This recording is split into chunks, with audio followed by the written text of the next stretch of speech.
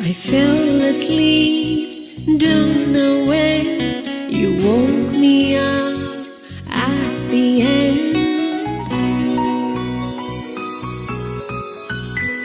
I fell asleep, don't know when you woke me up at the end. Lights are on, the darkness is gone, standing right in the middle. I have my peace of mind. This is my time to shine. This is my golden time.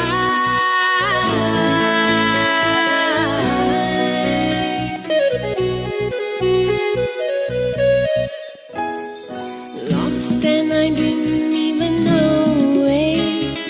Dimly lit the path I chose it. It's a drama, it's a play, like the phases of a day. I have my peace of mind. This is my time to shine. This is my golden time.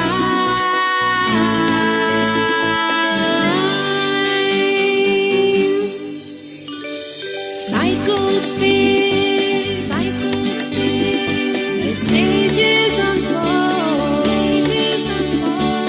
Costumes dreams change, but not the actors I am for.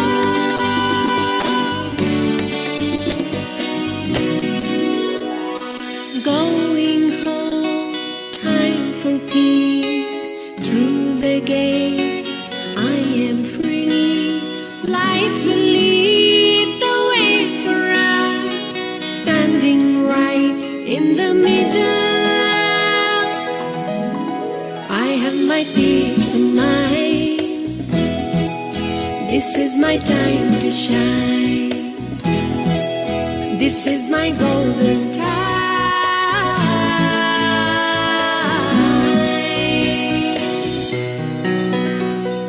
Lost and I didn't even know it. Doing it the path I chose it. It's a drama, it's a play, like the phases of a day. I have my peace of mind. This is my time to shine. This is my golden time. I have my peace of mind. This is my time to shine. This is my golden time.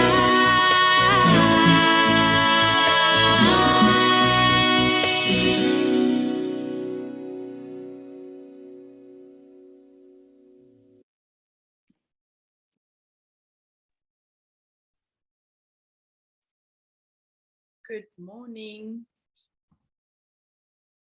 So today we're on to our final quality of bliss, and the virtue we're going to explore today is generosity.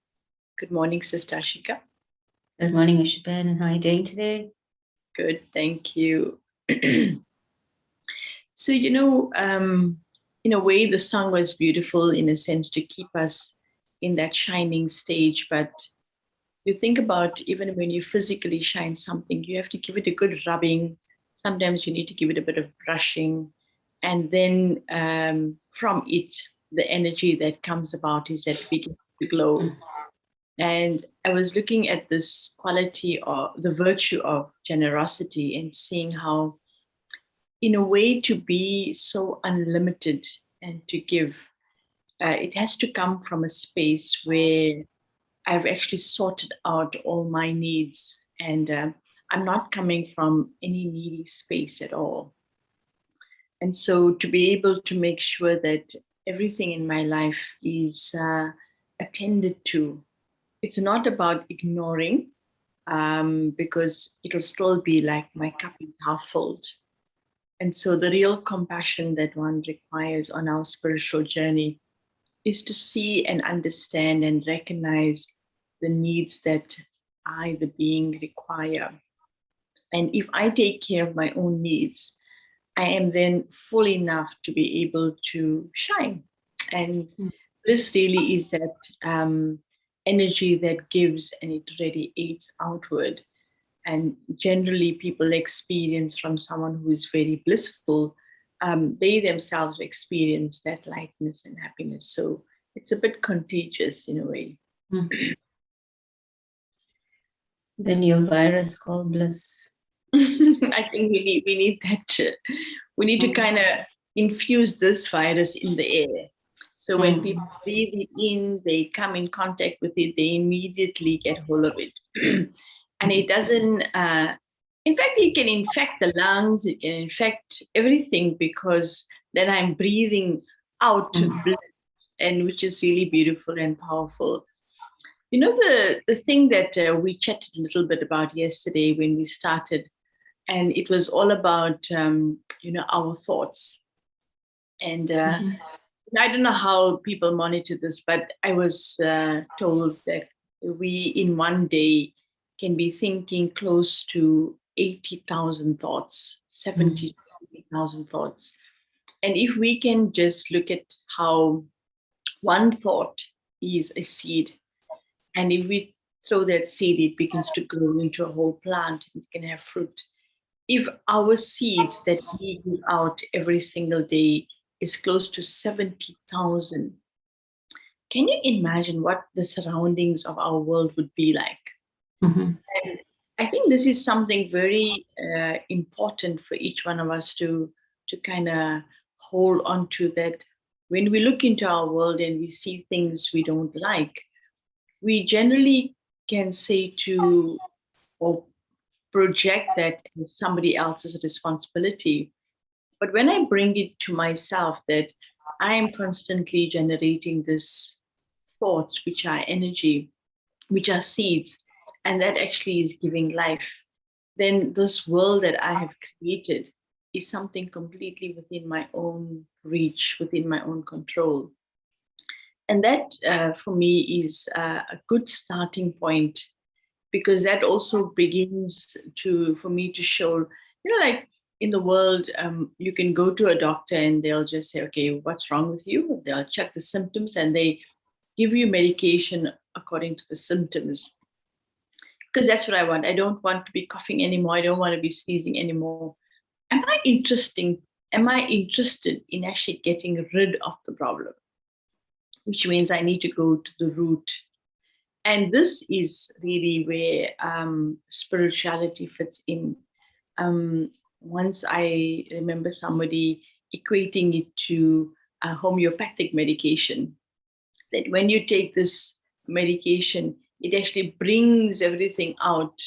So the symptoms get aggravated and even more agitated. But if you can have the trust and faith, and that's why our spade of trust was really important in this whole issue, that I then give myself a chance for everything to emerge, knowing that from this clearance, taking all the weeds out and then putting my seeds in is going to give me better results. So, yep, I was thinking this is something we need to work at a little bit. Yeah.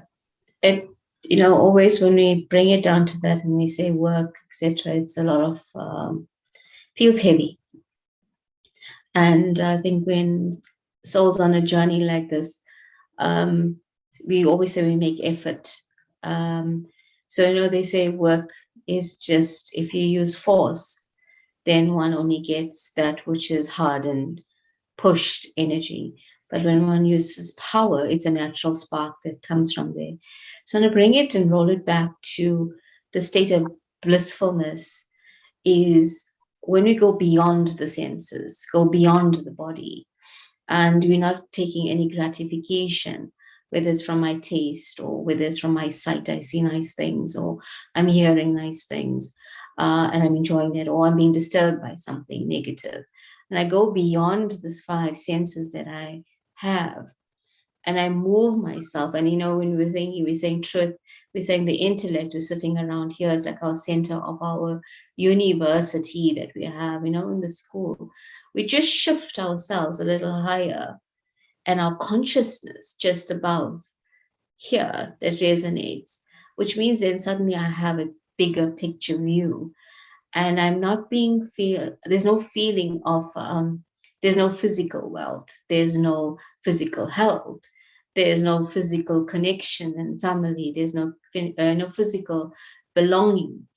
But in the space, I am this being who has everything. I am connected, and yet I am not needy of anything. And that brings a sense of that generosity, because there's an abundance knowing that even if I see in the way I express myself in the world today that I might be not fully expressing the love that I have, or I might be a little bit angry, or I might be a little bit sad, or I might be a little bit disappointed, it does not influence this state of being, because this state of being can influence this way. So I start to change, like we said yesterday, even I changed the view of where I'm doing my gardening. I'm gardening up here. And if it's my mind and I'm aware that in this mind and I'm parenting this garden of mine, I'm taking and nurturing it. When I do see from this height what's happening down here, I do not get disappointed up here, but I might reflect it at some way or the other. And until I am able to see that I'm on a journey, every moment that I have is an opportunity for me to shift and change and transform. And I think, again, that state of trust we're talking about, I have the trust and faith now that yes, I can do this, but I'm not doing it alone. There's a divine that has a blueprint of me. And this blueprint is about the child and the role of a child. And the ultimate role of a child, the innocence of that, gives me back the innocence to take care and be generous in how I share. And Shubhen, if you can maybe just explore with us when we sit from this height, this bigger picture view that we have, and seeing everything, how do we filter that into this physical being that we have to be and not take disheartenment when things come our way? And I think that's the whole idea of becoming disheartened by our external situation is perhaps the biggest thing that can completely destroy whatever we are doing. So when we look at the mind, because the mind is actually an element of the subtle, it doesn't actually have, some people, when they think of the mind, they think it's sitting in the brain. And so they make it part of the body.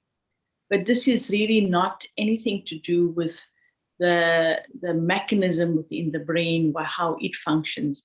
This is actually a subtle, just like how we speak of the element of light, which is the world of light, which is the home of the soul. You have the physical world and then that above it. So we have the physical body and then we have this energy above this body that is actually moving it. And you know that if we were really stuck in the body, like if you take an example of a balloon, and I've seen this where they have a huge balloon blown and they put it in water, and the human beings is inside of this balloon and they have to try and move whilst being in this balloon.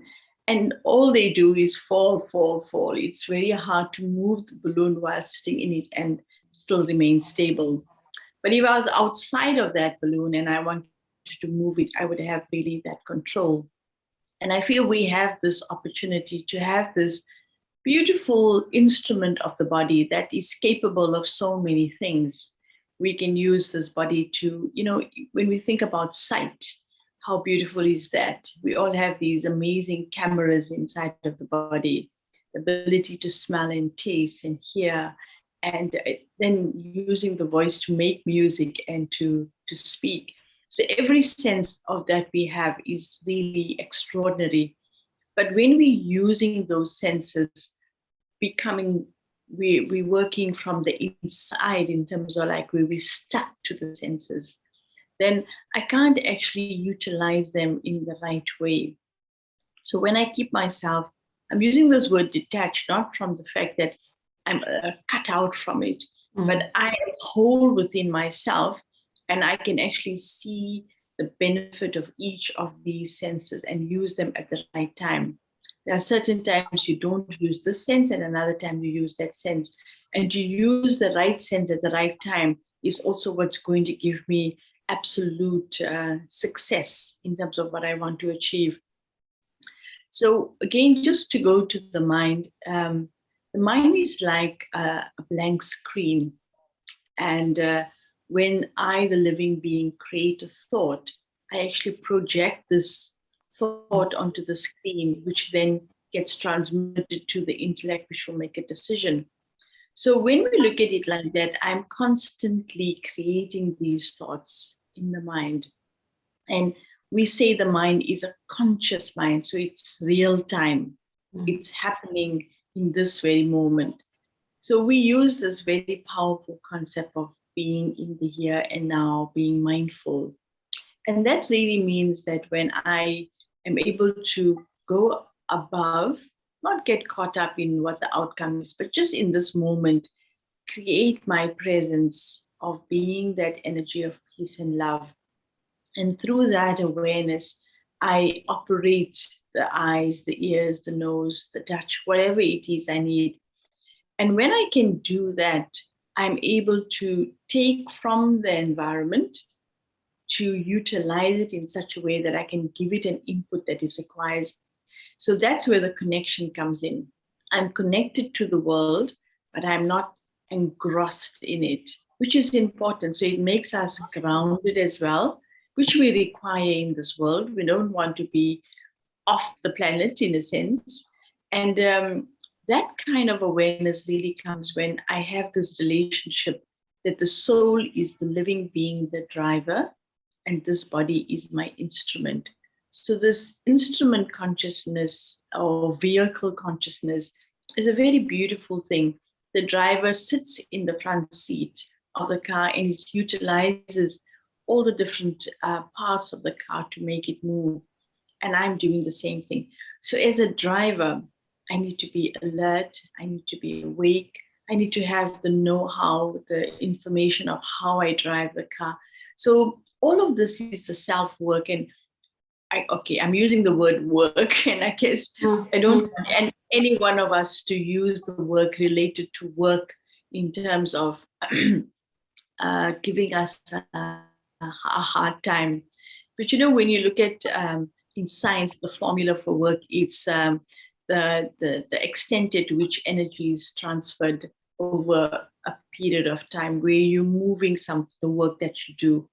You want to kind of come to that point in your life that when you think something, that actually creates an outcome. So I'm not saying, oh, I have to peel potatoes. I have to peel potatoes. It's a practical thing I have to do.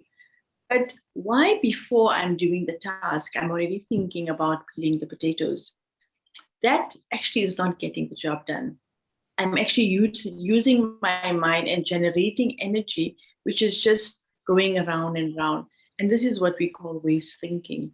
But when I'm in the kitchen or wherever I am and I'm using the potatoes and I'm peeling it and I'm present with it, giving it the attention, and so the job is actually getting done.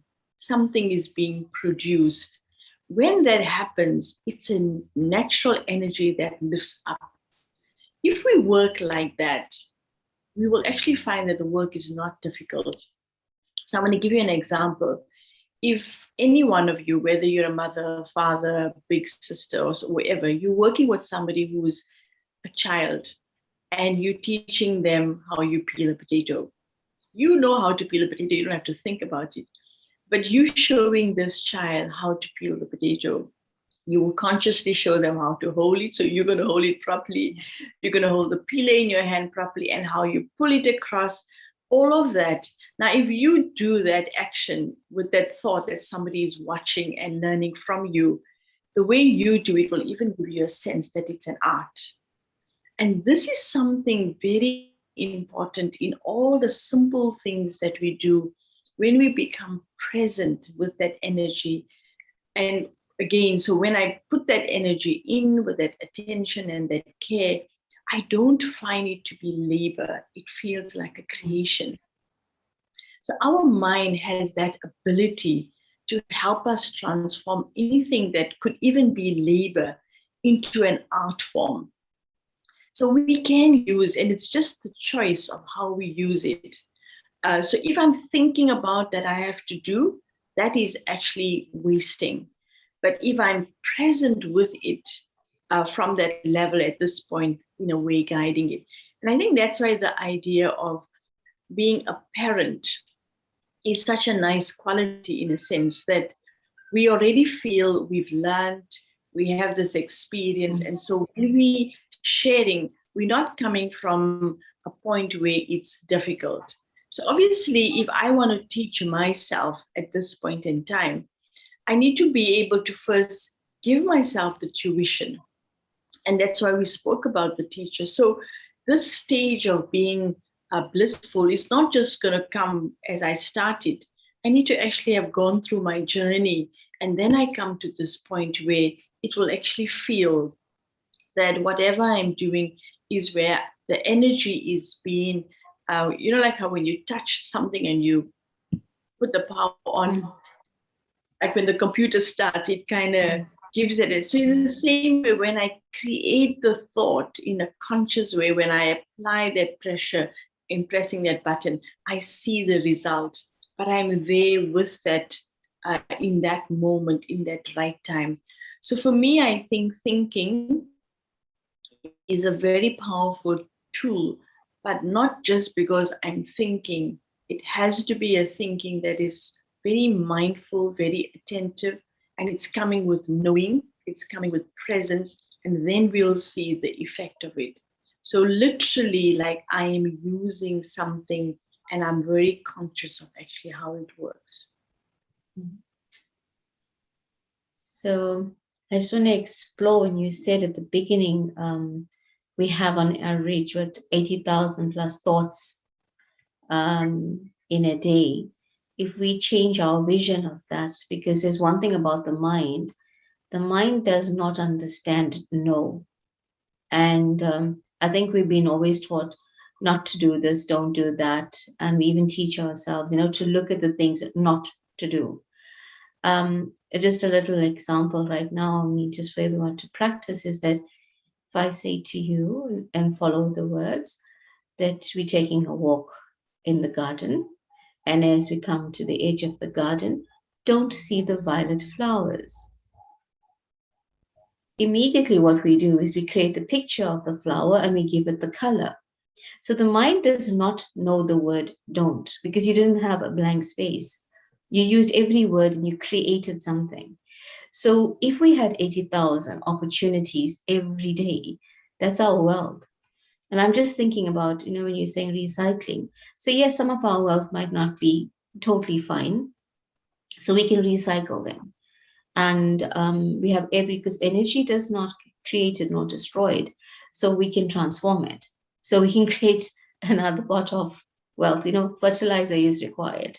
So the other opportunity for us to know is that in that 80,000, if I start transforming them, but even if I take half of them and I convert them, or I look at them and see, wow, this is the wealth that I have, and translate that from this spiritual space into the wealth of my being, then this generosity starts happening again, and not a sense of there's nothing, I have nothing, or I'm still working at something.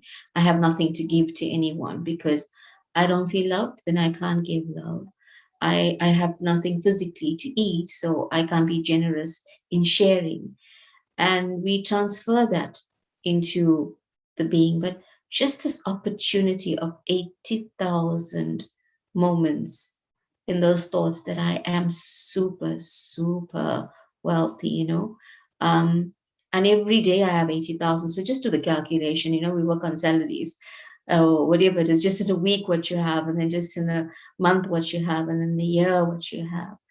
But in every second, if you take that 80,000, you divide it, in every second we have that opportunity.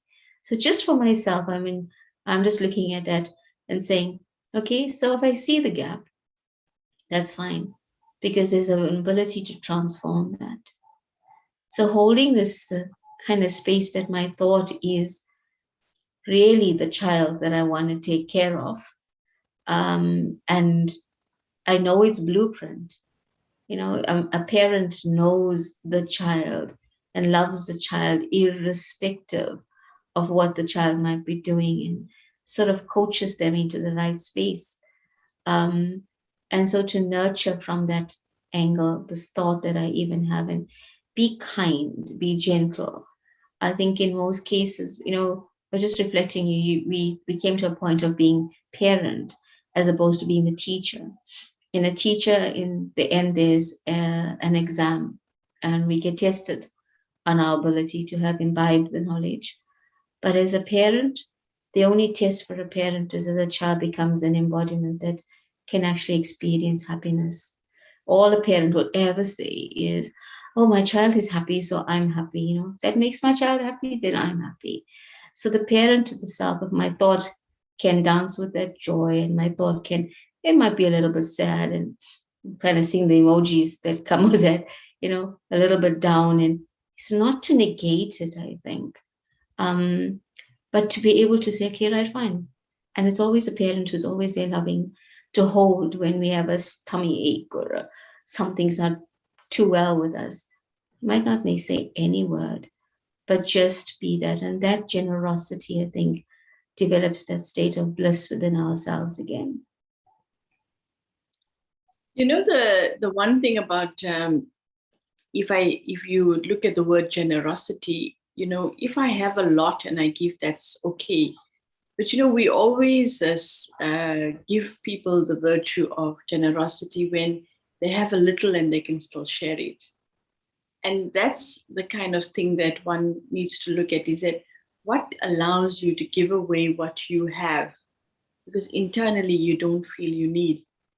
And it's finishing that kind of energy in us that I always think I need to be safe, I need to be secure, I need to be taken care of. If I'm always coming from that mindset, it's telling me that something is not okay. And that's something we need to pay attention to. Check where that language is coming from, because if I feel satisfied and I feel I don't I'm not going to get hungry. Let's put it this way. I'm not going to get hungry. I'm not going to be hoarding food in a sense. I'm not going to save it for myself for a rainy day. Then I can work from trust that because I've given it, the law of karma is that I will receive it. And so I'm not in a way thinking I need to secure myself, because if I don't, no one else will.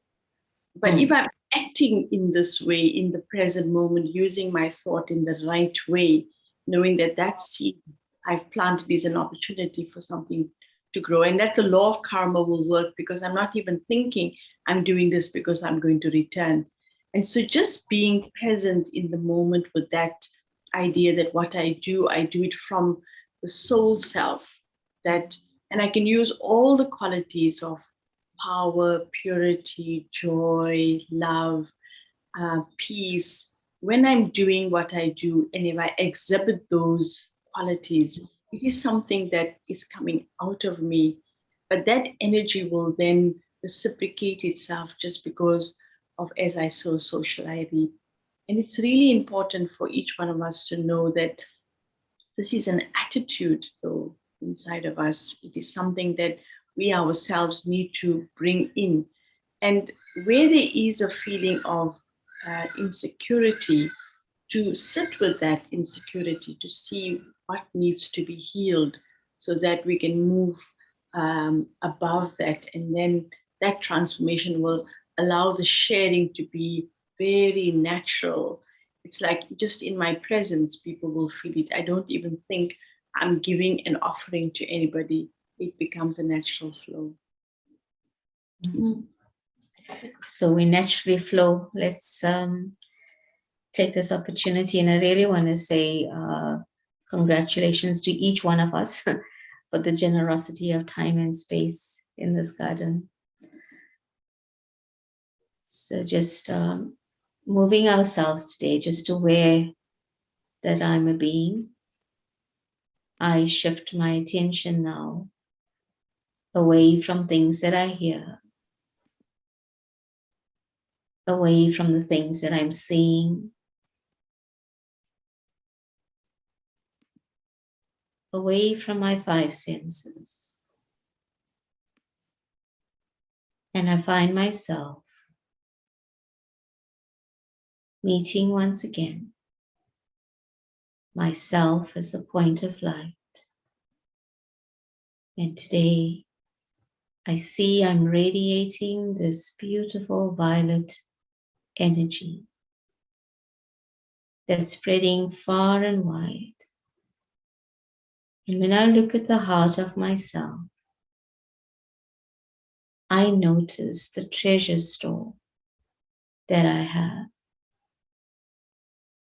Maybe a bit hidden, maybe even locked, but today I open each one. I notice the abundance of love that I have. I open the next and I notice how purity flows And as I go through, I see the joy that I've hidden way at the back, and I pull it forward, side by side, one after the other. Each treasure box I open. Wow, so many powers. Shit, I've been looking for this for such a long time. And here it is, hidden away, just for this moment, when today I choose to open each one, revealing once again, I am a blissful being. I choose to share this which I have, because I notice that what I have overflows into my being, into my body, and out into the universe. A natural giving. Why is my treasure store not ever depleted? Because I draw from the divine. And it's an everlasting, eternal connection. But if I lock it, then I can't fill it. And today I choose to remove all the locks that I have placed, one after the other, freeing myself to be me. I am generous beyond measure, beyond time.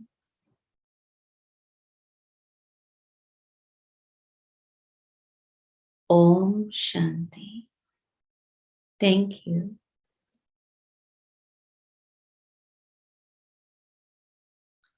Bliss brings generosity. Today, I acknowledge the treasure store of my mind. I feel the abundance of my being, so light and carefree. My thoughts remain untouched and free from the weight of the consciousness of the body. My being is filled, and in every situation, I generously share love and acceptance, kindness and care, faith and trust. Om Shanti. So let us pick up the color violet today, and every time we think of it, let's share the love, the acceptance, the kindness from me out into the world. Om Shanti. Take care.